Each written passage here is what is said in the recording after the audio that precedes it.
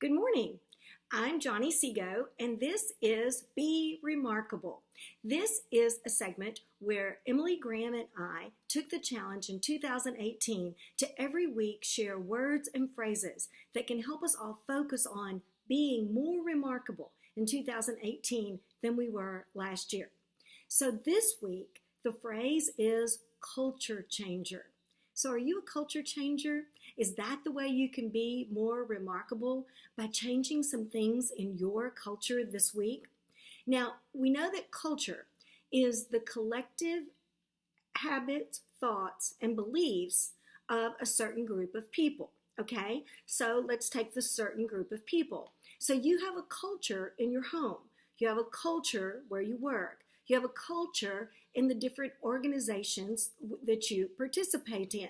So just think about how you do things in those particular environments and then look at why you do them that way. Okay, for instance, whenever I was growing up, one of the particular habits that we had was every Saturday morning, my mom, my sister, and I all got up and began to do chores because my mom worked outside the home, and so it was our responsibility to help her keep our home in orderly maintenance. So we always started the same way. We started by cleaning the house, tidying up, doing the laundry, that kind of thing. And then at lunch, my sister would do my hair every week on Saturday morning.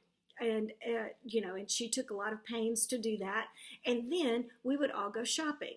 So that was our habit. And the underlying belief that taught me in my culture was first we work and then we play. So think about the habits that are going on in your culture. And you might say, well, that habit just crept up on us. It really doesn't mean anything. But the people in your organization or your home, well, they think it's your culture. They think that whatever that habit is, it has an underlying belief. So think about how just changing a habit can show your culture that you're changing it for the better.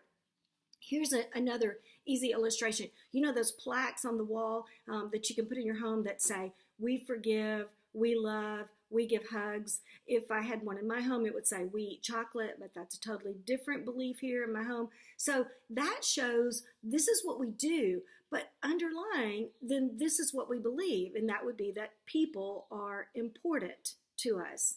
So think about your habits and what do they say about your beliefs. My kids would say that whenever they were little, they worked hard, and they're not lying, because that was an underlying belief that we work. One thing that we did say was when one is working, we're all working. So if Dad was working in the yard, we were all working. Some of us were working in the yard, some of us were cleaning house, some of us might have been doing laundry, but nobody was playing video games while somebody else was working. That was an underlying belief. We're a team. We work together. In my organization right now, one of the underlying beliefs in our culture is it is really cool to be a nerd. And the more you can nerd out on a particular project, the better it is, okay? So that underlying belief is it's great to be smart. It's good to put forth effort in academics. So just think about that. Whenever my children were little, we did have a family motto. It was about 6 lines long. All that they could ever remember, though, were the first 2 lines. We are followers of Jesus Christ and leaders of everyone else. And because of that, now I look out and I've raised a little army of leaders. They're not little anymore. They all have kids and are grown, but you understand the concept. My dad was a culture changer. One day I had given a speech at school. I was running for a student body president, and he had been in the back of the auditorium. When I came home that day, taped on my door was a note. I still have the note. The line out of the note that I always remember was the line that says, you know, Johnny, you don't care who makes the winning touchdown. You just want to be on the winning team. Now, I want to be honest with you. Until that moment, I don't think that was true. I was an egotistic teenager like some others, right? But because my dad said that, then I began to work on that. For the next year, I did lead our school as student government president, and I always thought about that. Who in the organization can make the touchdown? Who can be the glory dog for today? As long as we win, that's all that really matters.